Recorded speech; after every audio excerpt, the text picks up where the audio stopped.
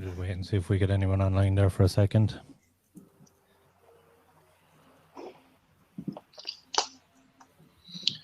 We are live. Oh, minute, where's my audio? Oh, yeah, that'll work on that. Ladies and gentlemen, we are live. Hello and welcome to the second edition of the MMA RoundTable podcast. On this show, we discuss topics that are relevant in MMA world. I'm your host, Paul O'D, and today I'm joined by Liam Óg Griffin, co-host of the MMA Opinion podcast, our newest admin on the MMA Opinion page, Tomas Lann. We have David Hay of the MMA Opinion and the MMA Pocket. And finally, we have MMA Twitter statistician Andy Hickey, or better known as Up the Darts. How are we all doing, lads? We're good. All good. Well in, boys. Very good. I suppose we've all come up with a topic for today that we're going to discuss, and I'm going to throw the floor to Andy Hickey first. I believe you have a topic that you would like to bring up with us for the chat. Yeah, I suppose so. You see, if you're on the discussion boards on Twitter and Facebook, like myself, you'll see after 58, a lot of talk that Kamaru Usman is now the greatest welterweight of all time, that he surpassed George St. Pierre. And I understand some people debating it. Like George from the welterweight division in 2013. Ronda Rousey came in that period, McGregor came in that period, and they brought a lot more fans to the sport than we had ever had before. A lot of people watching the sport now haven't watched George St. Pierre, and if they have, they're watching him retrospectively, which is always hard to judge how good someone is when you haven't been there to witness what he's done. So, my kind of question to you guys is, where do you see that debate? For me, it's cut and dry that George St. Pierre is the best welterweight of all time. I'd probably say Matt Hughes is second with his record there, and Kamaru was after retired Woodley to into third. So my question for you guys is, where do you see it? Is Kamaru after jumping up the spot, is he the most dominant welterweight we've seen? Who wants to take that one? Yeah, I'll take it. I'd agree with you, GSP. He's definitely has to be number one. The length of his reign, the amount of title defenses he has. I know people will discuss the level of competition, but I think you can only go by what competition you face in your era. And yeah, there just can't be any question about GSP. And Matt Hughes, I would definitely put him second still. Again, he was so dominant for so long. Kamaru, he has looked extremely impressive, but it's still relatively early in his time as champion. So it's very easy to get, I suppose, excited and hyped up and trying to put him up there. But still, I'd put him number 3. I think he's edged Woodley just by the how good he has looked in his fights, and the fact that he's already beaten Woodley, I think just about edges him above Woodley so far for me. Yeah, I'm of the same opinion. I think Usman has a long way to go, and it's no disrespect to who's in the welterweight division at the moment, but Liam touched on it in our own podcast that the division just doesn't excite us anymore. There's not many guys in the division that are lighting it up and that are becoming clear contenders. Like he's talking now about rematching Jorge Masvidal, and it's just one that doesn't really get us excited from a context perspective. No. I suppose for you, Andy Hickey, there we have a question after coming in. We have, is GSP going to fight again, from Craig Northrup? You can take that one there. I have to say no, he's not. The only fight that's interesting is Khabib, and he's got nothing to prove at welterweight. He's got nothing to prove at middleweight, obviously. And he's trying to make a fight with Khabib at 155. I don't see Khabib fighting. I don't see GSP fighting. He's turning 40 now as well. He's a relic when it comes to one of those type of divisions. So I just can't see any way GSP back. I don't want him back. He's got one of the greatest legacies. Who goes out, retires on a championship win? No one anymore. MMA returns don't exist. People just coming back for more and more and more. I hope he doesn't come back. Yeah. And Liam, kind of where do you land on the GSP Usman debate? And do you think it is a debate? No, it's not a debate. Not yet. Usman has plenty more to prove. He's only, as we said on the podcast last night, he only just got here. I know he's got a 12 fight win streak, but that's not the same as 11 title defenses by any stretch. And he certainly has all the potential to be pound for pound greatest of all time, but time will tell. I'm not sold yet. GSP still has that, certainly in the welterweight division, and I think other fighters would be ahead of Kamaru on the pound for pound list as well. Yeah, I did see as well. I don't know, Andy, was it you put it up on Twitter? But there was a comment about GSP casting a shadow over the welterweight division and that it's still there. Is there going to be a champion, and what does a champion have to do to usurp this kind of dominance that he had over that division for so long? Yeah, like he retired a young man from the welterweight division. You know, he was 32 when he gave up. He fought Johnny Hendrick and he decided he didn't want to do it anymore. Came back for the stint with Michael Bisping, but he's always going to cast a show. Greatness never goes away. You see in any other sport, if you watch basketball, people always talk about Michael Jordan.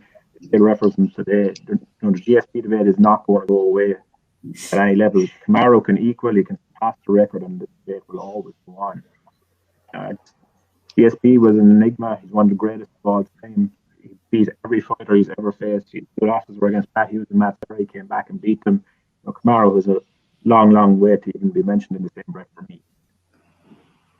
Yeah, just on to David there, like obviously he's being brought up as a contender against GSP for the run of wins that he has and 13 fights, I believe, in the UFC now. What's your take on his run in the UFC and how long before he's in that discussion with GSP? Well, I agree with the other lads. It's a long while before he's in that discussion, really. You talk about the caliber of opponent. I think GSP edges that too. I mean, this might be controversial, but I was never the biggest GSP fan. I know he's a lot of people's favourite fighter, but I can't forgive what happened to Dan Hardy, I'm afraid. So not biased at all. No, that will never ever leave my memory. I mean, that's one of the few MMA moments that's brought me close to tears. But yeah, I think Usman's got a long way to go. Impressive resume so far, but we can't talk about him in the same breath as GSP yet for me. Of course, and I suppose, Liam, you did touch on in our podcast kind of that you're unimpressed by the welterweight division right now, and you're just not keen or interested in watching the fights. Is there any contenders there that are going to make him a bigger star? Is there anyone in that division that the matches excite you? You know already where I'm going with this. Yeah, I can see you shoehorning your love interest into this conversation from a mile away. We need some Barry White music while Paul reminisces here over Khamzat Chimaev. Yeah, so look, Chimaev, I think actually Wonderboy is going to make another run. I think he's a bad matchup for Usman. I have yet to make my mind up about Leon Edwards, whether he's ready for it at this stage or not. But yeah, Khamzat, if he makes it past somebody in the top 10, then I'll get on the train with you. But I'm certainly not going to put Khamzat posters up on my wall like you have, Paul. No posters yet, but I'm willing to hang them up if anyone wants to send me a poster. Awesome, man. We are going to send the floor back to Andy Hickey here. Andy, what's your take on who's in the division at the moment? Who's an exciting match? And do you agree with the Jorge matchup that's being touted about? Well, I think the biggest challenge would be Colby Covington again. I think the first fight was brilliant. An epic fight. Covington just wouldn't go away, and Kamaru got him out of there in the end. The Masvidal fight is obvious what it is. Kamaru's on pay-per-view points. Masvidal's going to sell pay-per-views. Why not go for the money? And he's already beaten him convincingly. Yeah. Chimaev, it is what it is. He's there through hype, but he makes it as well. I didn't like the other, but I was going to watch, and I was going to be entertained by it. Wonderboy, Vicente Luque might have something down the line, but I just don't see anything outside of Colby Covington really that can put it up to him at the moment. Until there's a few more years on him, he's going to be fairly dominant. Yeah, and David, I suppose we'll give you the last say on this, being that you are from the UK.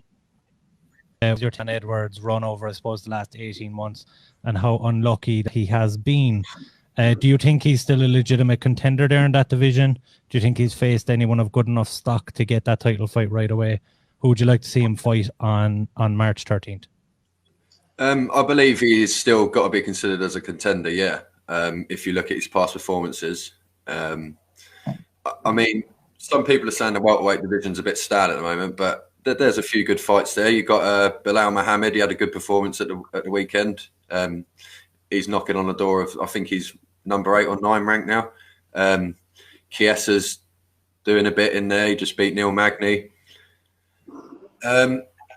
As far as a matchup for Edwards, I mean, I'd like to see him fight Masvidal. That's the fight I'd like to see.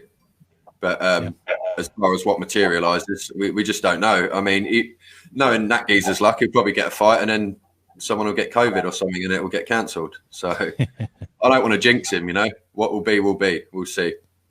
Do you think he competes on March 13th, and who do you believe it'll be against? I hope so.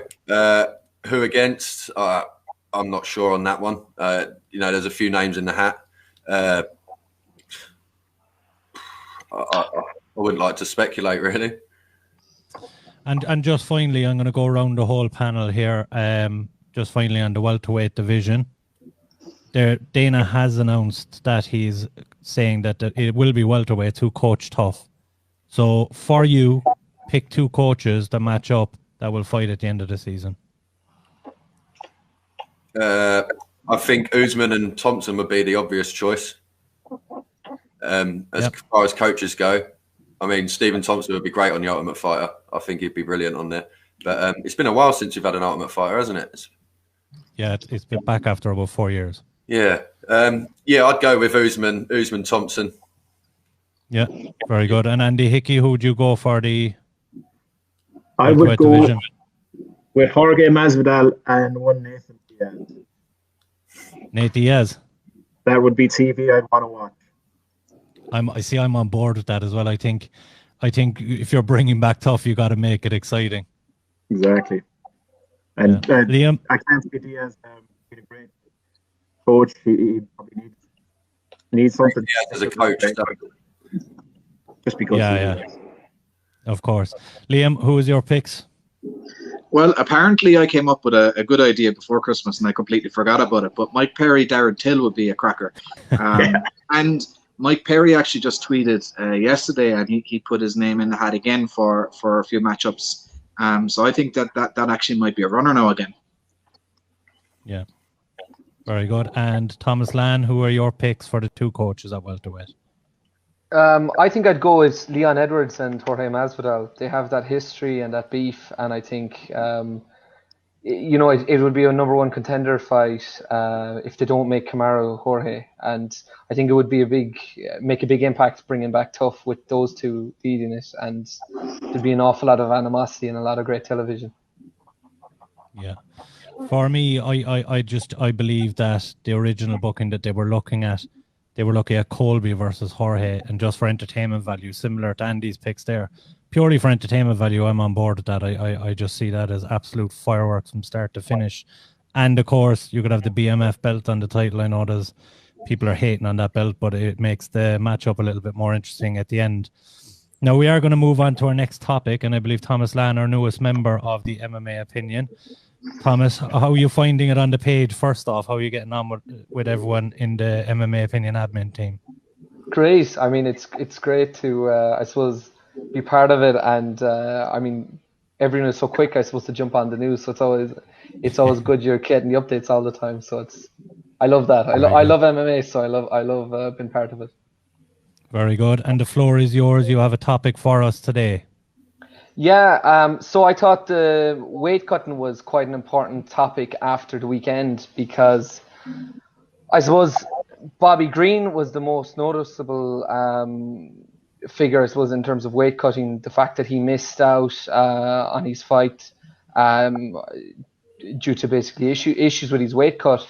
But also I thought it affected a couple of other fights. I thought Rodolfo, like he gassed so hard. It feels like, based on the size, how big he looked in that cage, that weight cutting may have played a factor. It can't have just been that his cardio is that bad. It can't be that, or that he's, that lactic acid in his muscles. I just think weight cutting must have had some sort of an impact on him. And then I suppose on a positive note, moving away from weight cutting, Alexa Grasso and how well she did against Barber.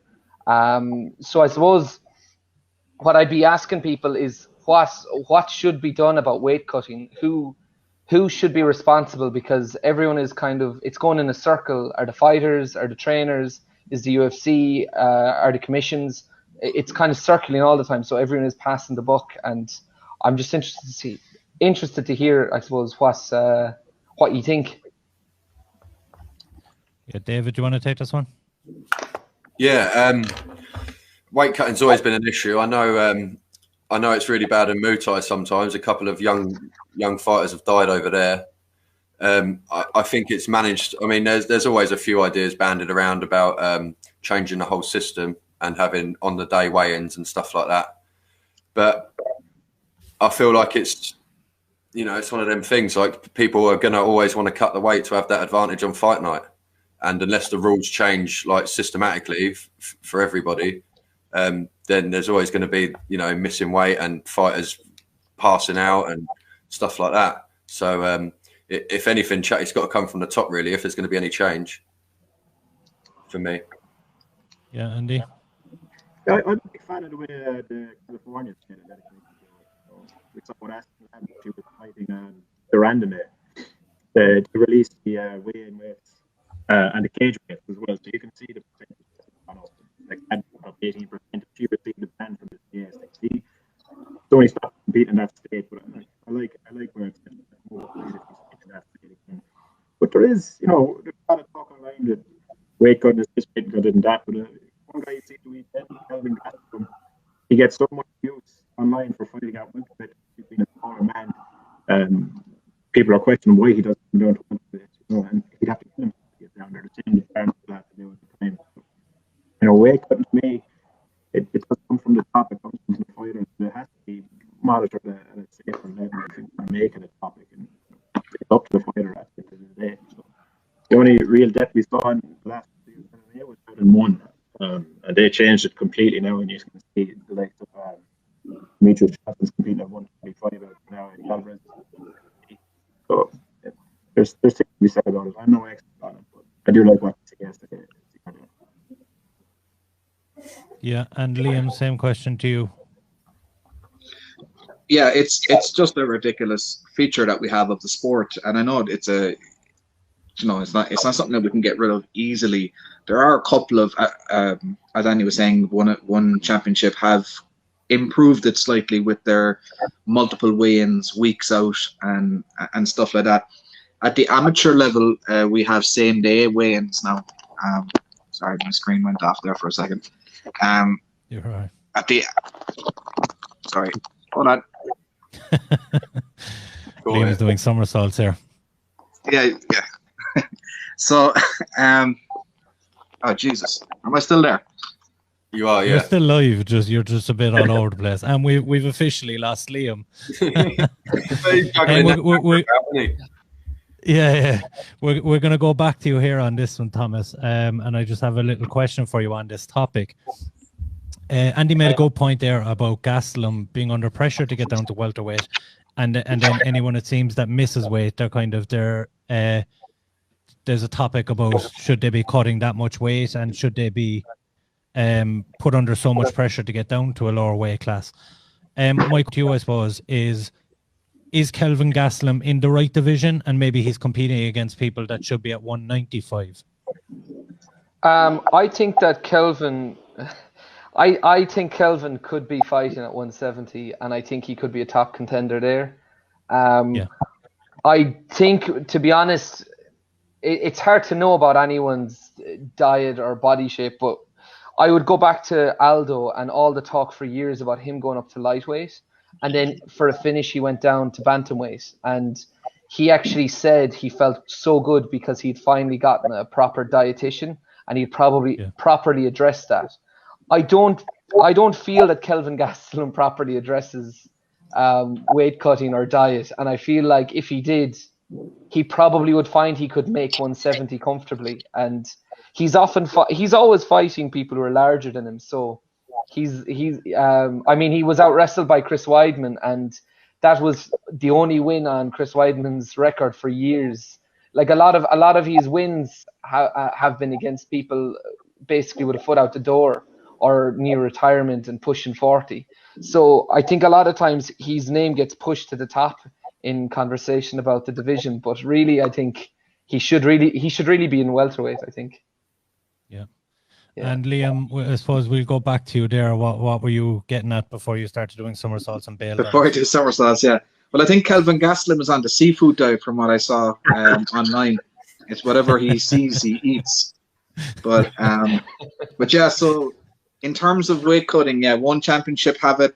In the amateur, we have same day weigh-ins. That really doesn't sort it because you just had people recovering in less time. So it hasn't really kind of fixed it at all. What we have seen, there's a chap from Liverpool. His name is Ben Knightley, I think is his name, and he did a documentary on I believe it was Channel 4 or BBC on some chap cutting weight, and so he's very, like, he did a PhD on this. He's a dietitian or he's got some sort of nutrition strength and conditioning PhD.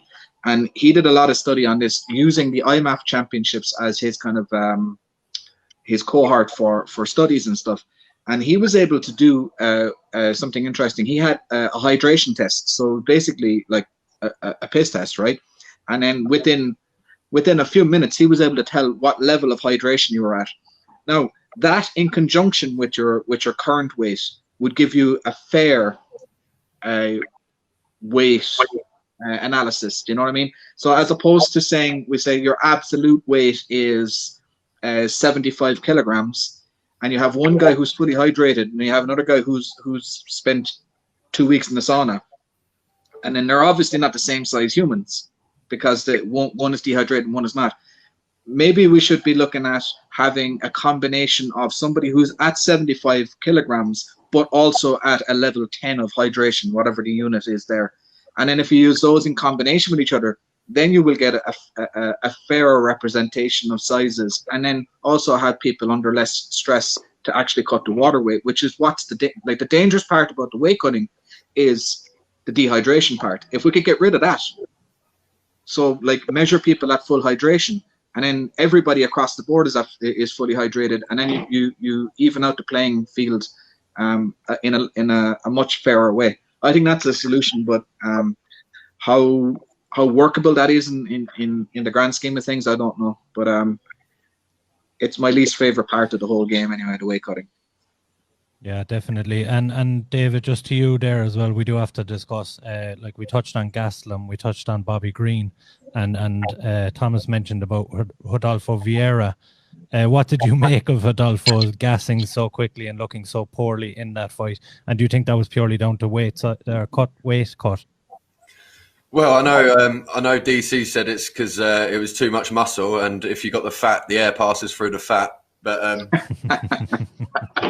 I don't know. Easy coming from DC, yeah. Yeah, exactly, yeah. But I mean, I don't know how much truth there is to that. But yeah, I mean, it was embarrassing, really. If he's obviously, not 100% there, because that was like, I've not really seen that level of fatigue before that quickly. But there's obviously issues, and like Liam said, there is ideas and solutions out there, but it's just implementing them and implementing them in the right way. Do you know what I mean? So, like you said, it's there across the board.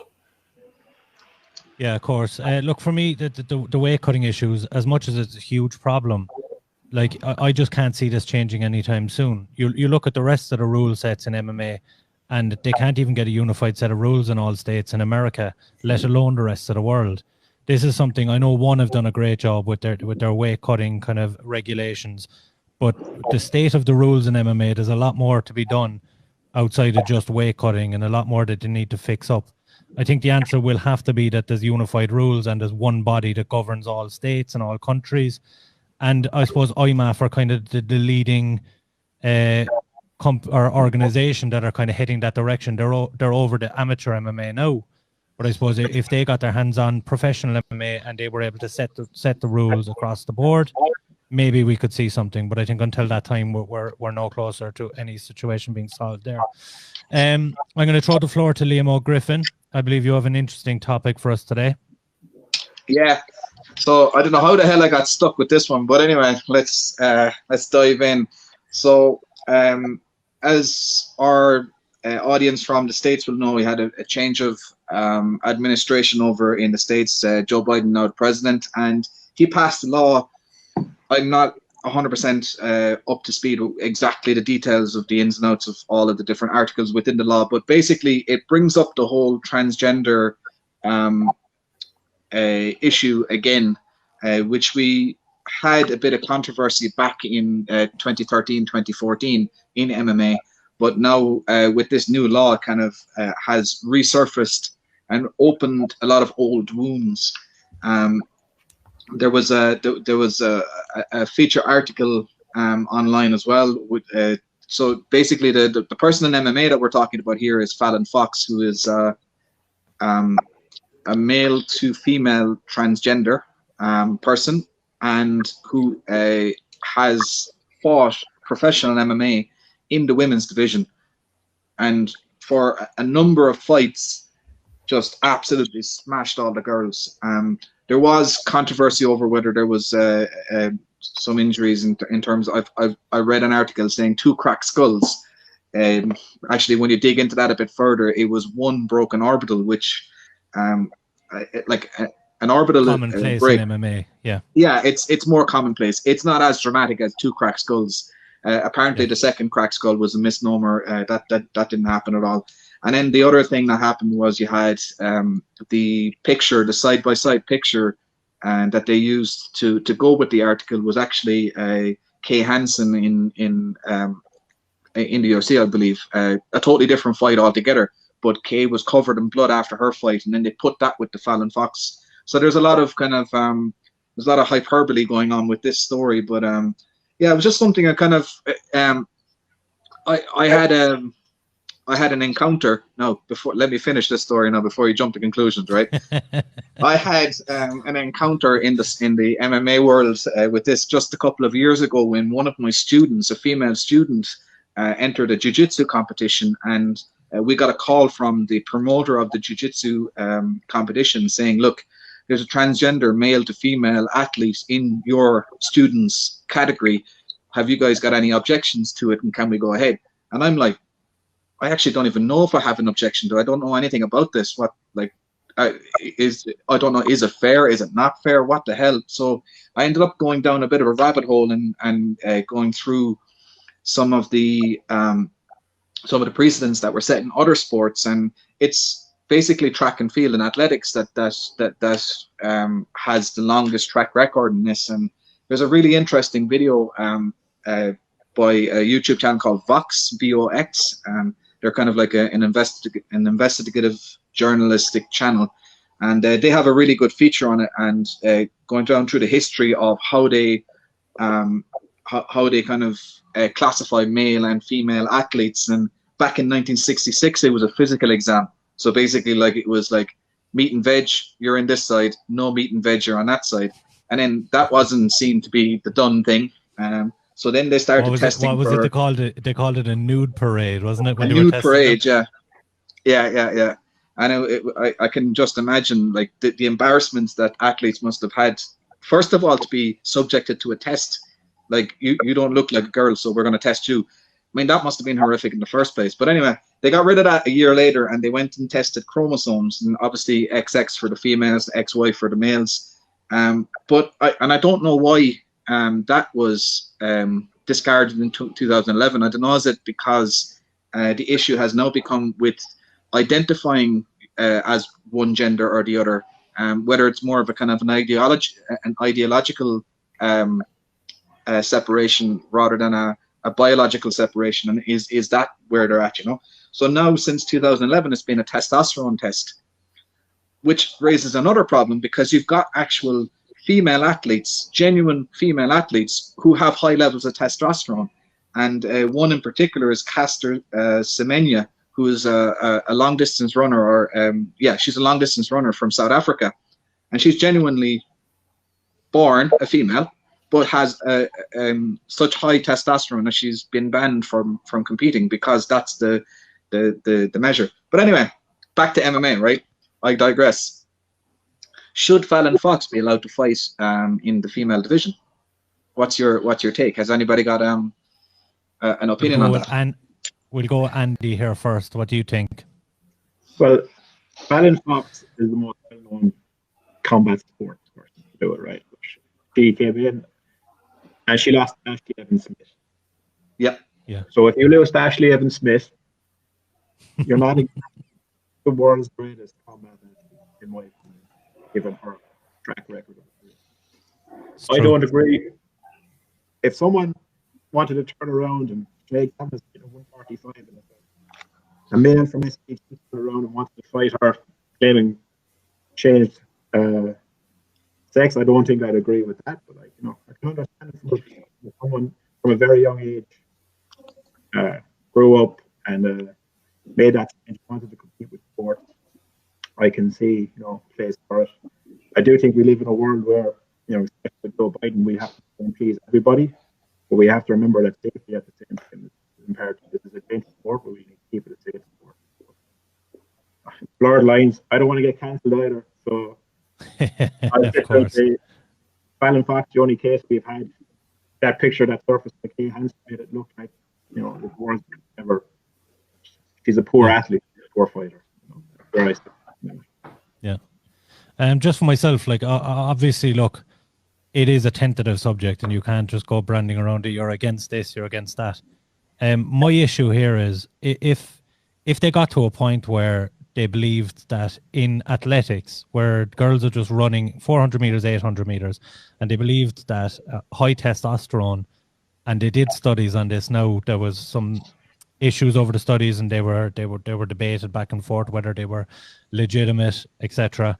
But if we're saying the high levels of testosterone is making it unfair for them to compete in athletics, MMA is a brutal sport and it's a dangerous sport. My worry here is high levels of testosterone in MMA gonna end badly for somebody? I know your point that she lost to Ashley Evans-Smith, and it's a fair enough one. It's not exactly the biggest star in MMA, or she's not the most competitive, but it's a bit of a worry that someone with much higher testosterone can compete. What do you think, David? I mean, it's the way I always thought it was that if you're born male, your bone structure is denser than that of a female, and physical attributes like that. But like the lads have touched on, if there's women out there willing to fight her, then who are we to say that they shouldn't? You know what I mean? That's true as well, yeah. And like you say, it's a tentative subject. It's I don't want any hate mail, so I'm going to sit on the fence this one and say, yeah, why not? No problem. And Mr. Thomas Lann? I used to have a much stronger opinion on it in each direction, and I suppose when you look at it objectively, there is a physiological difference between men and women, and that's why there is a separation in sports. But then I suppose not every man has the same level of testosterone. Not every man is built the same size and dimensions. So it becomes an incredibly hard thing to measure, because you will have people men who can't compete in MMA, and some of that may be to do with physical attributes that they're lacking in terms of maybe their short arms, or it could be a range of factors, but that can be a significant one. And I suppose nearly you'd have to do it, I think, on a case-by-case basis, or unless there's some sort of scientific way of measuring, I suppose.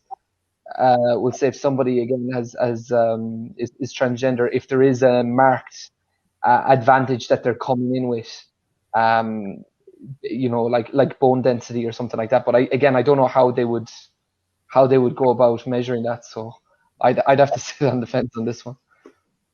Yeah, it's certainly a tricky one. Just before we move on to the next topic, I will say if you're watching live, be sure and comment in if you have an opinion on anything we're talking about, and we'll throw up the comments here and we might give it a discussion if it's worthwhile. I'm going to throw the floor to David now, and I believe you have a topic for us. Yeah, I just want a quick word really on a fighter's retirement these last couple of days. Stefan the Skyscraper Struve has announced his retirement. Obviously, you know, been around a long time. I think he's been in the UFC since 2009. Now, this is a guy who's 7 foot tall. So you'd like to imagine that is a good advantage, a distinct advantage when it comes to fighting another man. There's not going to be many that are as tall as you. And it started out that way, you know. I think he went 16 or 17 for 2 in his first, 20 fights. But obviously his UFC debut, he got quite badly knocked out by Dos Santos, if I remember correctly, Junior. Yeah.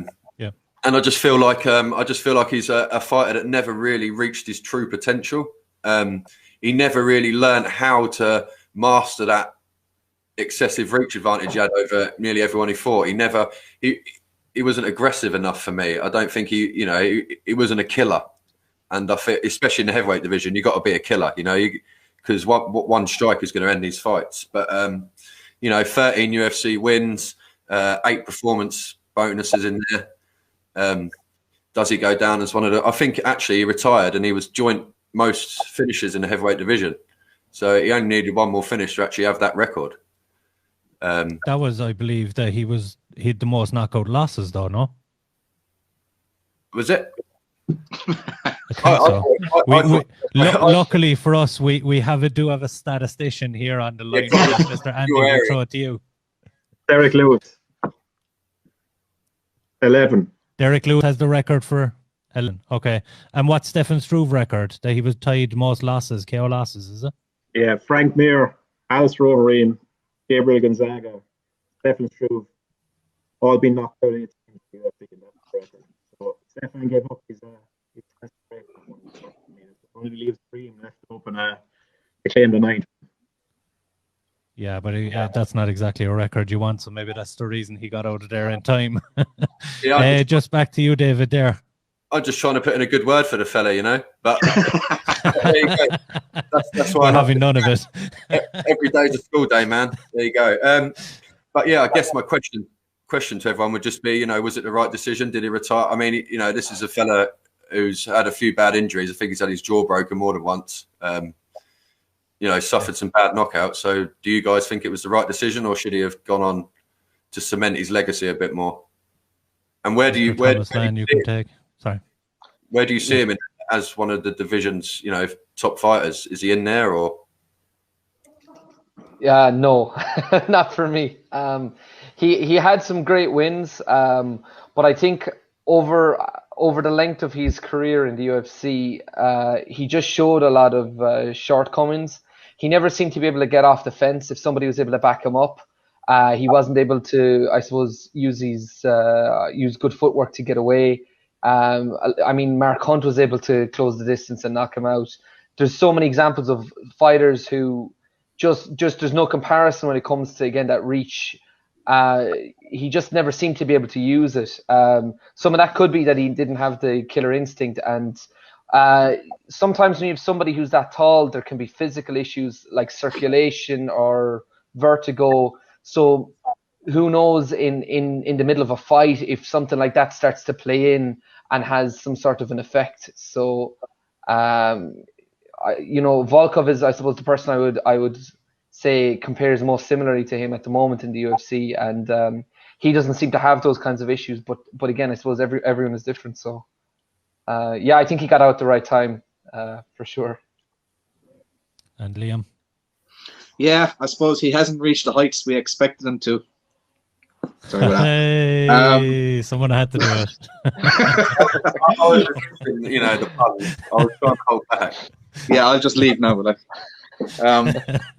yeah, no, I think he just didn't evolve with the game. I think he came in with a massive physical advantage over much of his competitors, but just the game passed him on, and he didn't have that kind of that consistent streak to get him to the title. And yeah, that's and we've often talked about this on the podcast as well.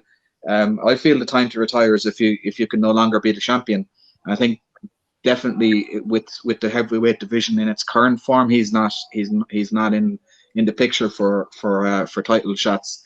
The other thing as well is that because if you think about like having long levers means that like whatever is furthest from the fulcrum is moving fastest. If you're swinging a leg kick or you're swinging punches, then having long levers means that your fist at the outer edge of the swing is moving faster than somebody with shorter arms and shorter legs. But that goes the other way as well. His head is so far away from his center of gravity that when he gets a shot, his head rocks back like he's one of those inflatable dolls that you punch and they pop back up.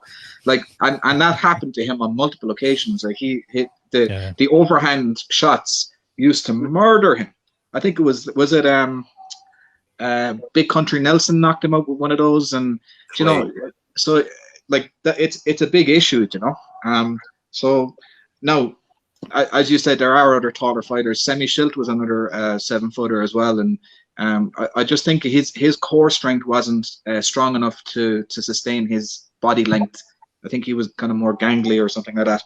Having said that, I wouldn't fight him, but it's the right decision. Now is get out while you can still remember your kids' names.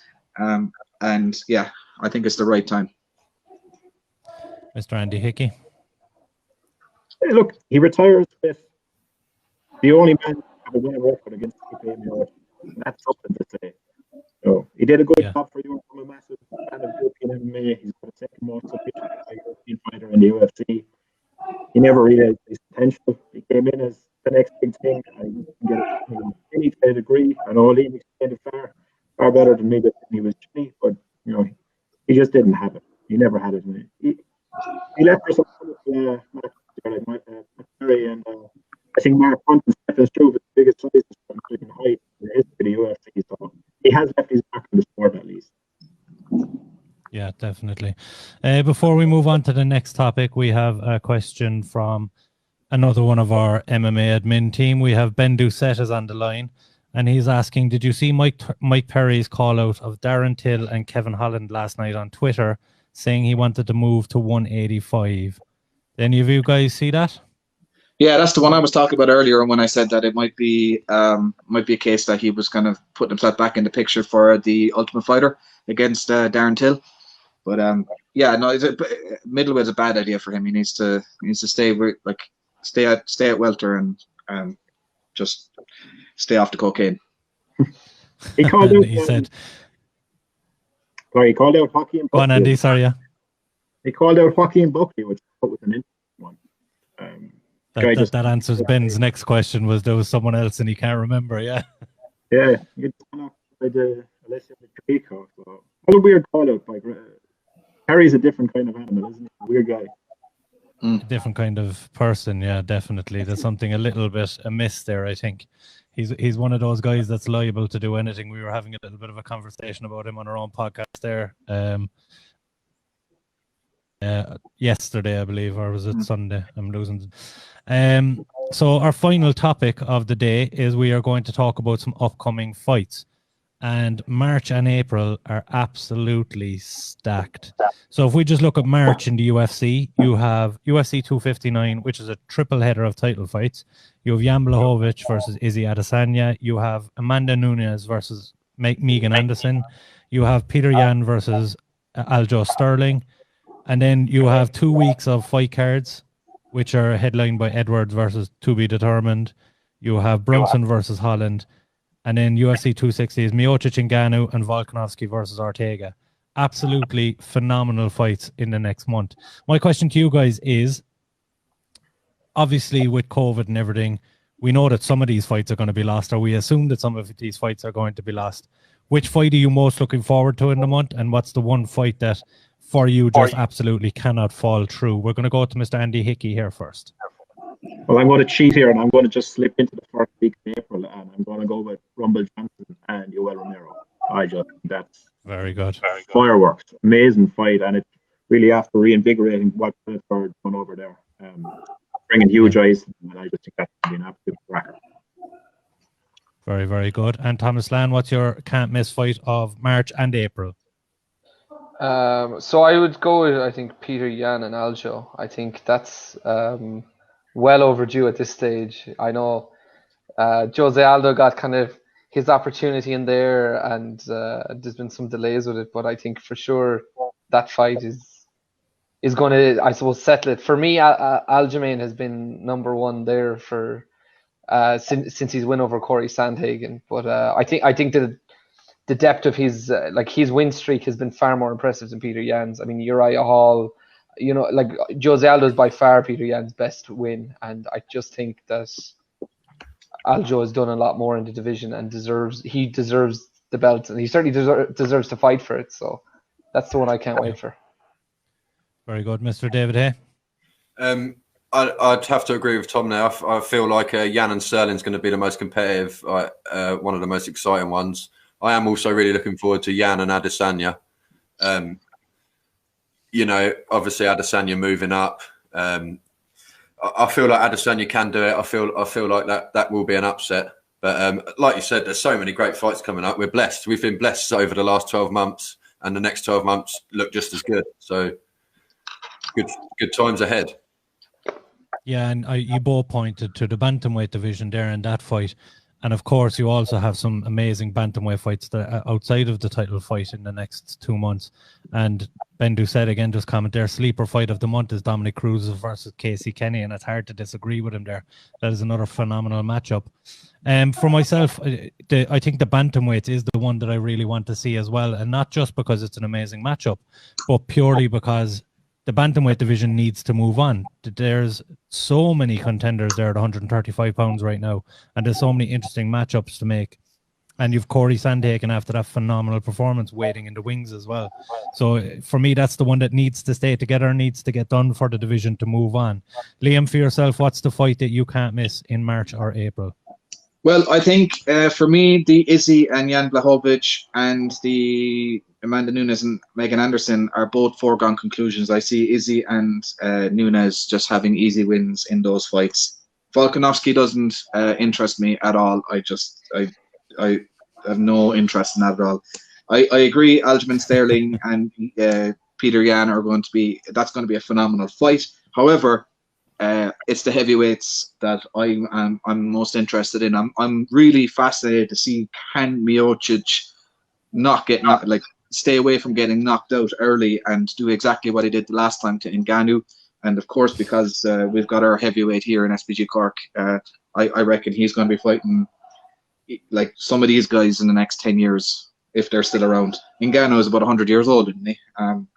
Miocic is a fireman, so he might be he's old enough as well. So maybe not those two guys, but anything in the heavyweight division, I'm always keeping a close eye on. But I think Miocic did so well in the first fight. I'm fascinated to see, can he do it again against such a dangerous power striker. Yeah, and of course that heavyweight is Ryan the Hulk Spillane, who trains out of SPG Cork City, who will be making his Bellator professional debut this year, hopefully. My next question pertaining to those fights is we'll stick to the UFC for a moment. So we just saw the welterweight belt on the line, and we know Kamaru Usman doesn't fight that often, and it appears as though he might be going to the tough house, so he'll be aiming it towards the end of the summer. Now you have, in the next 10 weeks or thereabouts, you have 3 title fights on one card with 4 belt holders, and in the next 2 weeks later you have 2 title fights, and one of them is a double champ as well. It's looking like they're stacking all these fights up, but when we hit April, March, and May, June, are we going to have any champions left to see? Because at the moment, the only champions that aren't booked are the 2 flyweight belts, which would be Davison Figueiredo and Valentina, and the strawweight in the women's, which is Weili Zhang, and of course lightweight, but we don't see that coming into the picture anytime soon. So my question to you guys is, what are they going to do at the start of the summer when there is no titles, and what pay-per-view events are we going to see? And we'll go to David Hay. I feel like summer's going to be McGregor Poirier, isn't it? That's going to be the big summer slam, as it were. But like you say, there's plenty of contender matchups to make. There's plenty of exciting fights on the roster. So I think we'll be all right. But as far as champions go, I think before the end of the year, we'll see another title fight, definitely. Possibly in that lightweight division. We don't know what's going on with Khabib. He might come back, he might not. I don't think anyone really cares anymore, but we'll see. It's like beating a dead horse at the moment, definitely. Yeah. And Andy Hickey, I suppose, what are we going to see in the pay-per-view events in May, June, July? And because we know the UFC aren't going to put Valentina headlining a pay-per-view. We just know that's not going to happen, or Bailey for that matter. So what are we going to see on these pay-per-view events? You'd have to assume that Conor and Poirier is going to take probably July, maybe International Fight Week might go with that. Diaz will headline a pay-per-view. Masvidal has the potential to headline a pay-per-view. If they're champions, but they're not pay-per-view draws to a degree. And I think we'll probably see there's talks of moving on Whitaker and Costa and Torian still onto the same card. I think when Adesanya beats Blachowicz, we'll probably see an interim belt at middleweight as well. Because they're not going to make the turn around that quick. But, I think a lot of the summer work will have to be carried by McGregor again. Yeah, and the same question for you, Thomas. What do you see in May, June, July, and what belts do you think will be holding up the pay-per-view cards? I think behind the scenes they're trying to get Khabib GSP. I think the UFC is probably working on something like that. And then obviously lightweight. And the big one maybe is, because there hasn't been much talk about John Jones at heavyweight, maybe they're hoping for a quick turnaround with Izzy, that they'll actually be able to entice Jones back if he beats Yan. So maybe that could be a summer fight that they would try and do, because it's just been so quiet on Jones at heavyweight. And Stipe is so, if Stipe wins, it could be another year before he fights again. So is Jones going to wait around again that long? I don't think so. Yeah. And Liam, what do you think is going to be the pay-per-view main events for the start of the summer? Do you see any big shocks coming in there? Do you see the return of the BMF belt? I know you're a big fan of that belt. So. Oh yeah, love it. Yeah, no, I was going to say the BMF belt is probably kind of one in the back pocket. It's kind of like a mini belt that they can do, and definitely if they bring in the bad bitch belts, there's so many fights they can make for that. They could even put Fallon Fox in for that one. And of course, I believe you've trademarked that overnight since you mentioned it yesterday. Yeah, I don't know what they're going to do. As you say, like they're putting all their eggs in their basket for the start here. But I do know that Dana White has mentioned that he wants to be the first sports to have a sellout stadium back from COVID. So maybe they'll do something where the event is the event or the crowd being back is the main event, if that makes any sense, rather than an actual title fight. I don't know. That's above my pay grade, Paul. Yeah. And I suppose, finally then we are going to look at April. And of course you have UFC events, big ones, but you have the return of Bellator, which is people have been waiting for quite some time. What fight that has been announced? Of course, you have the featherweight semi-final between Patricio and Emmanuel Sanchez. You have the light heavyweight Grand Prix, the quarterfinals of that. And you have the bantamweight belt on the line, Juan Archuleta versus Sergio Pettis. Which fight most excites you and all of that? I know Andy kind of threw us under the bus and gave his pick already, but is there any other fights, Andy, that excite you on in the Bellator, what's been announced so far? Yeah, look, it's always great to see people come out and a classic fighter. Archuleta and Sergio Pettis will be good as well, but that light heavyweight Grand Prix is brilliant. Like, I love the matchmaking, what they've done there. Because, the four originals, we call them, from Bellator, Davis, Nikita, Nemkov, and Bader, they've all fought each other a number of times. Davis has fought all three. Bader's lost two of them by KO. Nemkov has beat Bader, and he's fought against Davis. So they bracketed those four together, and they brought in the new guys, Romero, Johnson, Yagsher, Davlesia, and Yagsher Murdoch up there, and Corey Anderson.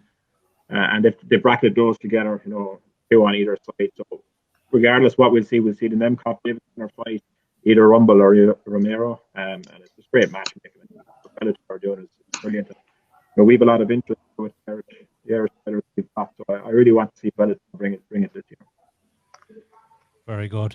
And Mr. Thomas Lann, what fight are you most looking forward to in the from what's been announced from Bellator so far? I would say Yoel Romero and Rumble, but I'm also the most nervous for it because we haven't seen Rumble since he's lost to DC. What kind of Rumble are we going to see now? He's I think 36 now, and Yoel, I suppose it depends on what he will look like at light heavyweight. Really, is he going to have more energy? Is he going to be more active? Is he going to feel his gas tank holds up? I really think that whoever wins that fight is going to the final. So I'm just really excited to see what happens. Yeah, and David Hay, what are you looking forward to from the Bellator fight so far? I'd have to say that the fight I'm most looking forward to is the rematch Bader Machida. I think that's a really interesting one. Obviously, Machida knocked Bader out, I think, when they fought in the UFC. Obviously, Romero and Rumble is going to be brilliant. Well, we hope. I mean, even though Romero's lost, four of his last five, is it? Or 3 of his last 4, something like that. He's still thought of as top tier. There's not many fighters that can say that after losing 4 out of 5. But like we say, what Rumble are we going to get? The testing's not as strict for Bellator as it is for the UFC, is it? So, it could be fun. Someone might pop, someone might get in there and pop, and that might be it, TKO. But we'll see. Some great Bellator won't test them. Yeah, Bellator have made some moves. To be fair to them, they're trying. So the Grand Prix is a great idea. I'm looking forward to that, definitely. All the matchups are good. All the matchups are interesting. Very good. And Liam Óg Griffin, I know you've an invested interest in Bellator as well. What are you most looking forward to? Obviously, outside of the debut of Ryan Hulksplan, what are you looking forward to in Bellator this year? I love the light heavyweight Grand Prix, but I'm most excited just to see all the Irish fighters getting back in there. As Andy was saying, I see James Gallagher, after moving over to the States for a few months, is looking likely to be on a May card, and I'm sure a few of the other lads will be on there. Brian Moore, Kiefer, Peter Queally, all of those guys have fought in the States already, so they will find it easy to get their visa sorted and get over there. The fact that Bellator have committed to 2 shows a month for the rest of the year in the Mohegan Sun is phenomenal. All they need is momentum. Like, they just need to keep on doing what they're doing. And if there's any American chicks listening in, I have a big heavyweight there that he's a good-looking fella and he's willing to do anything to get a visa, so he'll marry anyone. And he'll, even some fellas, if you want to marry a Hulk, let's get him a visa. Because I love the way you preface this. I love the way you preface this by saying good-looking women, as if Hulk would have a choice in that. Yeah, you're pimping the guy out, man. I've been pimping him out for years, but yeah, like we're trying to get a visa sorted for him because unfortunately there isn't much going on in Europe for Bellator this year, just because they're finding it so difficult to find a venue or a country that they can host a show in. So like for fighters who have a visa to get into the States, that's worth its weight in gold at the moment. So we're trying to sort that. So yeah, any man or woman out there that wants to marry the Hulk, he likes long walks on the beach. Yeah. On that note, we are going to end it very shortly. We do have a couple of comments coming in from our followers. So there's one here, and it could take up the whole screen. I don't know, but we're going to throw it up anyway and give it a quick read out. So we have Sean Wallace said, "Hi all, can we talk about how Fight Pass isn't showing pay-per-view main events in Ireland? I'd love to get Dana's ear and explain to him that there's no way I'm paying money out for a satellite I don't need and a sports channel I don't need in order to see the pay-per-view." And I couldn't agree with you more, and I know a lot of the panel here are from Ireland. What do you make of what's happening with the BT relationship with the UFC at the moment? I'm good with it. David there. As you guys know, I'm in England. Obviously it's harsh, but it doesn't really affect me, to be brutally honest. So yeah. No problem. And we will go to Mr. Tomas Lann. So yeah, I suppose it just shows that Ireland isn't really a priority market for them to address this. So yeah, I guess as long as they consider Ireland a relatively small market, it'll remain a low priority for them. But yeah, it seems like something that's ridiculous to be ongoing for so long. Yeah, I think the issue here is that it was a Conor McGregor card.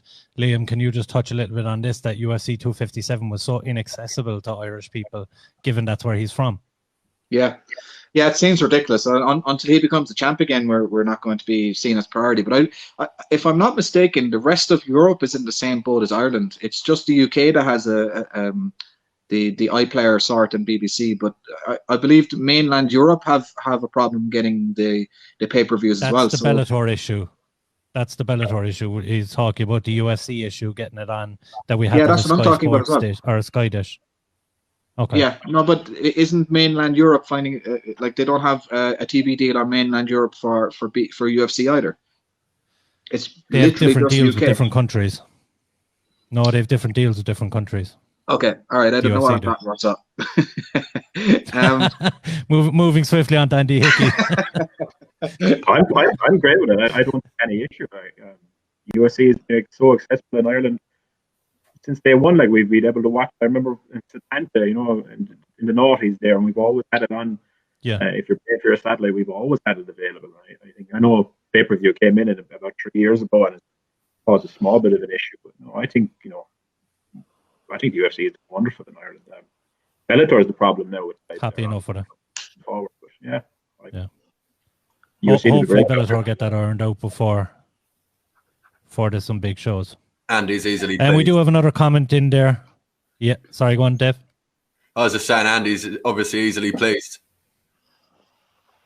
We do have another comment coming in there. He can be my long-lost brother. The Bellator shows in Connecticut are only a few hours away from me. I think Ben Doucette, one of our MMA opinion lads, is offering himself up for Ryan the Hulk Spillane there, Liam. I'm sure Ryan will be absolutely delighted. He's not even made it a challenge. Very good. And the final comment we have, we'll end on this question, guys. It's just going back to what we were talking about in the summer events. Didn't Dana mention Zhang versus Rose in China? And Liam, you can take this first, I suppose. Are we likely to see a show in China, given everything that's going on at the moment?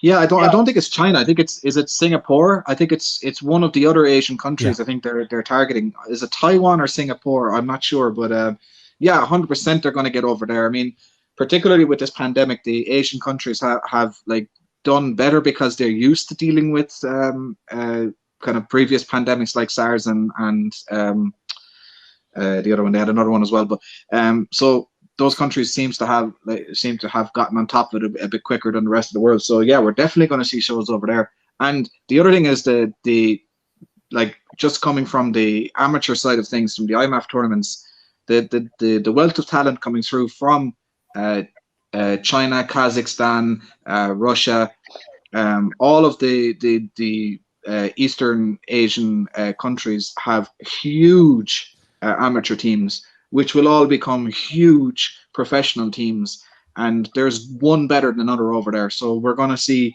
a wealth of UFC shows in Asia over the next 5 years, no doubt. Very good. And I suppose the question to you, Thomas, Zhang versus Rose in China, do you believe that's pay-per-view main event worthy?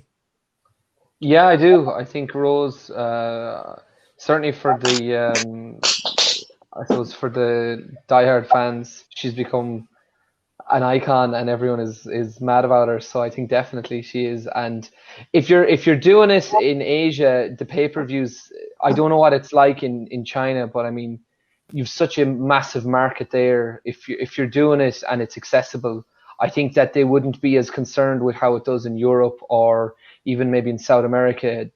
Obviously, they'd prioritize the States, but I think a big focus would be on getting it opened up to the Asian market more. I think you go to prison if you don't buy it in China. Oh, probably, yeah.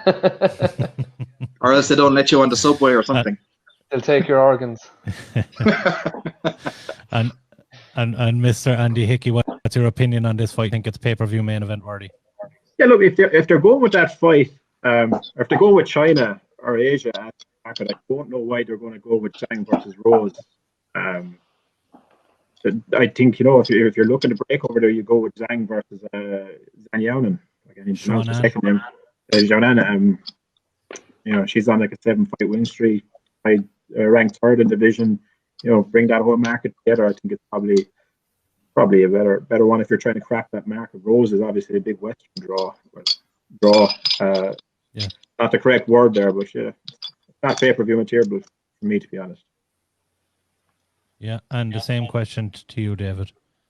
I agree with Andy, to be honest. I think, you know, the bigger draw is the fight that Andy mentioned, but it's doable. You know, it's very doable. It could happen.